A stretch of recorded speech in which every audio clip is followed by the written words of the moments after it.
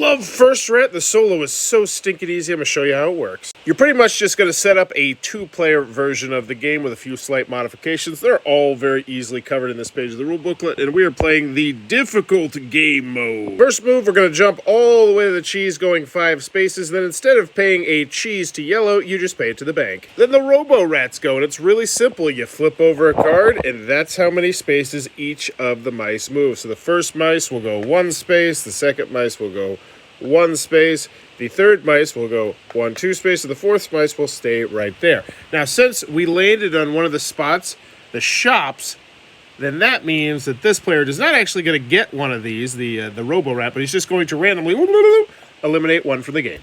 After we move the mice, we're going to see if there's a symbol in the bottom right-hand corner, and there's only 3 symbols that you're going to need to learn, so it's really quite simple. This particular one means that we're going to take the non-player color cube off to the side of this picture and put it right on top of there. What this means is that the next time that this symbol pops up for the computer, they're going to take this green cube off, put it back off to the side, but instead they're going to replace it with one of their cubes, and they have just gained that chunk of points, and we can no longer get that chunk of points. For my second turn, I'm going to get 3 light bulbs landing on both blue spots, but that's also one thing to mention about the AI player. They do not have to end their turn on the same color. You just have to follow these directions. What a great example. This robot just got that symbol again, which means this goes back off to the side. However, that robot has earned themselves 8 points. Also, since that robot landed on my space, the bank will pay me 1 cheese. For my next turn, I'm going to pick up 2 plus 1 plus 1 for cheese. On the Robo-Rat's turn, we also get the worst of the symbols. This one means we're going to move a cube on the track that would score us the most victory points for the robot, which in this case would be 9 or 9. And then we're also going to reshuffle all. And just to clarify, let's pretend we had a cube already on here and a cube off of here, and we had to do this. We would want to move this cube on because that's still them getting close to scoring 9 points,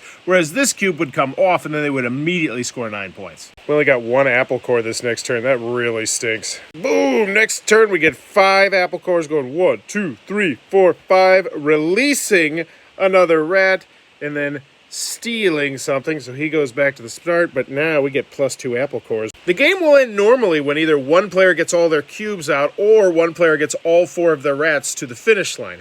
How this works, though, as the Robo-Rat starts to get the finish line is really quite simple. So let's say the Robo-Rat has 1 at the finish line. That means this one would go down to that rat right there. So this rat would move 2 spaces. And if you had 2 Robo-Rats at the finish line, the third Robo-Rat in this instance would be going 3 spaces.